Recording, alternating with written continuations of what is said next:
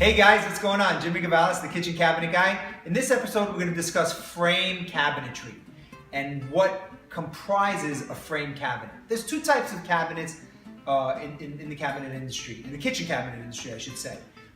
One is frameless and one is frame. This sample right here is a sample of a frame cabinet.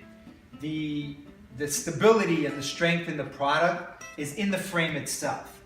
So when you open the door, you see a border around the perimeter of the cabinet. And when you take the drawer out, there's typically a rail between the drawer and the door. So this part right here, the frame, hence frame cabinet, the frame is what gives stability and strength to the box. Okay? So a frame cabinet comes in a variety of ways on the face. On the face, you can get a full overlay door, where the door and the drawer head occupy most of the front, so you see very little of the frame. Then you have a standard overlay or a partial overlay, which would be a door and a drawer head that's less in width and in height than what's shown here, and you would see much more of the frame. So instead of having a small reveal here, you'd have a bigger reveal. And then you have the third option in a frame cabinet, which is an inset, where the door and the drawer actually sit inside the frame. Today we're going to focus on the full overlay option of a frame cabinet. That's when the door and the drawer head occupy most of the front of the cabinet. A frame cabinet typically has a reveal on the sides of the cabinet. So you have the side of the cabinet, which is typically 3/8, ½ inch, depending on the manufacturer. Some manufacturers go up to 3/4 of an inch. Then there's a reveal where the frame extends past the box. So on a finished end, you will have the frame of the cabinet, the face frame, and then you would have the side of the cabinet, which is set back a little bit.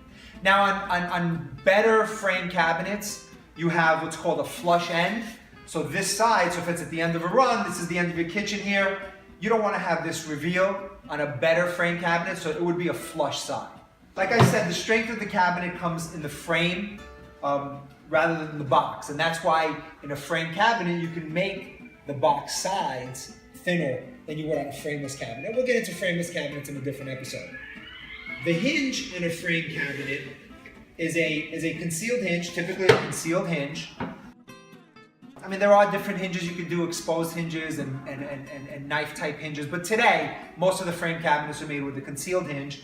And it's typically a frame hinge that either applies to the front, side, or wraps around the frame to grab onto the frame for the door to function. The beauty of a frame cabinet is that the frame is solid wood, so when the screws of the hinge go into the cabinet, it has wood that the screw goes into, and it's rare that the hinge actually pops off a wood frame. Frame cabinets have these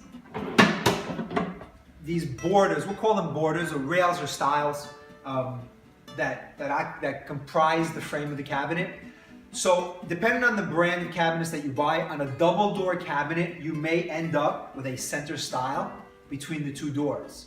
So you should be looking for that when you're purchasing frame cabinets, because when you open a 2-door cabinet and you have a big 2, 3, 4-inch rail in the middle of it, you don't want to be going around it to put your stuff away. So be aware of that on a double door cabinet.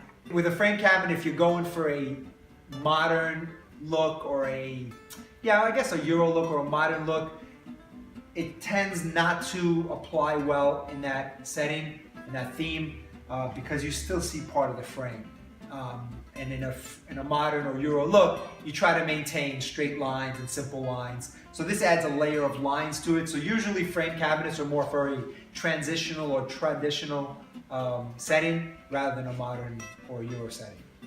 Good luck with your project.